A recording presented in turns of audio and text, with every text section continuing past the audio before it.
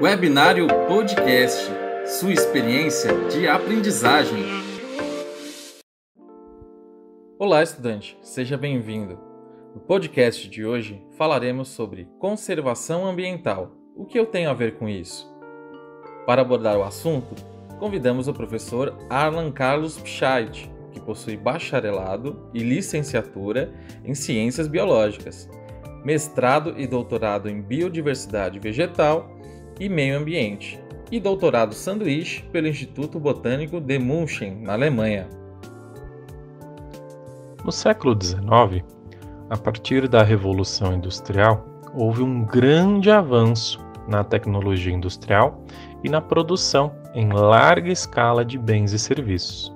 As linhas de produção que foram sendo transformadas e passaram a ter máquinas e equipamentos precisos, também partiram para um funcionamento constante que possibilitou satisfazer a crescente necessidade e os anseios de uma população que estava arrasada, principalmente após as guerras mundiais. Países inteiros estavam em reconstrução e a produção atingiu uma escala nunca antes vista na história da humanidade. Com tudo isso acontecendo, a dinâmica de distribuição começou a ser afetada por essa cadeia de produção global e descentralizada. Recursos que são explorados e produzidos em um local puderam ser transportados via trens, rodovias e embarcações para outros locais mais distantes da fábrica.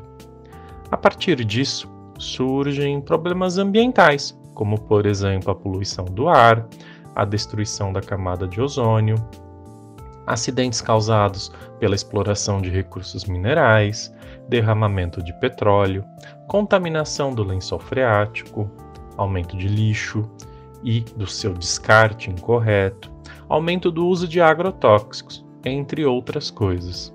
Ao mesmo tempo, surgem então as primeiras pautas ambientais, como na publicação do livro Primavera Silenciosa, em 1962, de Rachel Carson. Também a Conferência sobre a Biosfera, realizada em 1968, e a Conferência de Estocolmo, em 1972, no qual pela primeira vez a ONU debate uma política global frente à crescente degradação ambiental. Mais tarde, a Rio 92 foi um grande marco ambiental onde aconteceram convenções importantes, como a Convenção da Biodiversidade, Convenção de Mudanças Climáticas, bem como a Agenda 21. Mais recentemente ainda, entre essas pautas ambientais se destacam os Objetivos de Desenvolvimento Sustentável, as ODS da ONU, que são 17 metas globais para a Agenda 2030, prevendo desenvolvimento social e econômico, erradicação da pobreza, fome zero e agricultura sustentável, melhoria em saúde e bem-estar, educação, igualdade de gênero, saneamento e tratamento de esgoto, energia limpa, acessível, urbanização, justiça social, meio ambiente e pautas para combater o aquecimento global. As pautas ambientais, que elas ocorrem desde então dessa década de 60, possibilitam que a discussão ambiental, antes restrita somente aos meios acadêmicos e científicos, viesse para o âmbito social e político, possibilitando assim um link entre cientistas e governantes. Assim, surgem debates importantes acerca do progresso da sociedade, da proteção e da conservação ambiental. As leis são escritas, aprovadas e uma crescente necessidade pela sua aplicação e fiscalização, possibilitando então um mundo saudável para as próximas gerações. Mas não basta a assinatura de um papel, a aplicação de uma multa, se a população não contribui. Dessa forma, a população como um todo precisa contribuir na prática ambiental sustentável, como agentes participativos ativos de todo o processo. Nós pertencemos ao planeta e ele é um nosso, assim como ele é de todas as outras formas de vida que aqui ocorrem. E não temos um backup ou um mundo para onde nós podemos fugir caso alguma coisa dê errado. problema é que muitas coisas estão dando errado. E os efeitos são observados diariamente, como por exemplo os acidentes nucleares, aquele que ocorreu em Chernobyl e mais recentemente aquele que ocorreu em Fukushima, no Japão.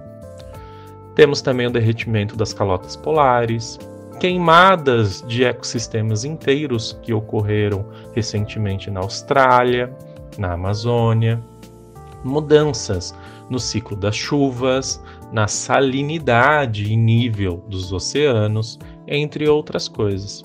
O consumo e a logística devem ser repensados e pautados no desenvolvimento tecnológico, trazendo o meio ambiente para dentro das decisões importantes, como produção e descarte de resíduos. Nos anos 70, com a Guerra Fria, essa demanda energética mundial aumentou muito, principalmente com a produção de armas.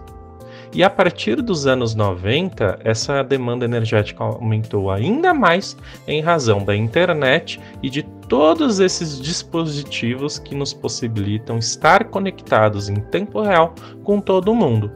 Hoje temos luminárias, celulares, computadores, televisores e principalmente servidores para manter todos os nossos dados. Esses servidores são equipamentos que consomem muita energia principalmente para o seu resfriamento. Em termos de energia, diariamente são consumidas 325 milhões de megawatts-hora, dos quais 276 milhões são produzidos a partir de fontes não renováveis, como por exemplo a queima de combustível. Falando de queima de combustível, para movimentar a indústria, são produzidos diariamente 65 milhões de barris de petróleo. E o ritmo de consumo desse petróleo todo indica que até 2040 não haverá mais petróleo no mundo. Então a busca por tecnologias limpas, sustentáveis, ela visa atender esse consumo e é fundamental para a sociedade o desenvolvimento tecnológico nesse sentido. Falando de petróleo, um outro grande problema é o plástico, que está diretamente relacionado ao petróleo. Ele surgiu para que mais pessoas tivessem acesso a produtos com valor mais barato. E essa corrida pelo plástico fez com que hoje se estime que há mais microplástico no mundo do que grãos de areias.